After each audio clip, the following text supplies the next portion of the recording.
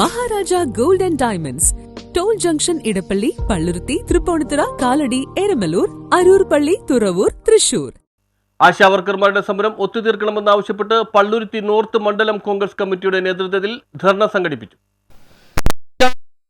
ഒത്തുതീർപ്പാക്കുക, അങ്കണവാടി ജീവനക്കാരുടെ വേതന വർധനവ് ഉൾപ്പെടെയുള്ള ആവശ്യങ്ങൾ അംഗീകരിക്കുക എന്നീ ആവശ്യങ്ങൾ ഉന്നയിച്ചുകൊണ്ട് Palluruthy Rameswaram village office Palluruthy north മണ്ഡലം കോൺഗ്രസ് കമ്മിറ്റിയുടെ നേതൃത്വത്തിൽ പ്രതിഷേധ ധർണ നടത്തി. നോർത്ത് മണ്ഡലം Congress president M H Harish അധ്യക്ഷത വഹിച്ചു. KPCC സെക്രട്ടറി തമ്പി സുബ്രഹ്മണ്യം ഉദ്ഘാടനം ചെയ്തു.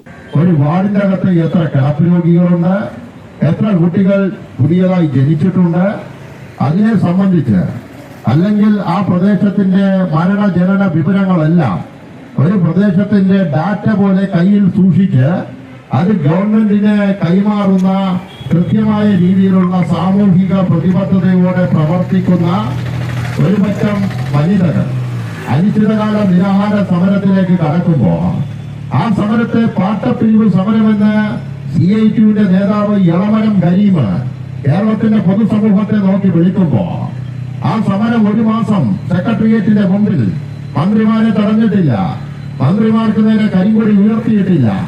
അവർ യാതൊരുവിധ അക്രമവും കാണിക്കാതെ ജനാധിപത്യ രീതിയിൽ ഗാന്ധിയൻ മാർഗത്തിൽ ഭക്ഷണം ഉപേക്ഷിച്ചുകൊണ്ട് അവർ സെക്രട്ടേറിയറ്റിന്റെ മുമ്പിൽ ഒരു സമരം നടത്തുമ്പോൾ ഇടതുപക്ഷ ജനാധിപത്യ മുന്നണി 2021 പുറത്തിറക്കിയ അവരുടെ പ്രകടന പത്രികയിൽ പറഞ്ഞൊരു കാര്യമുണ്ട്.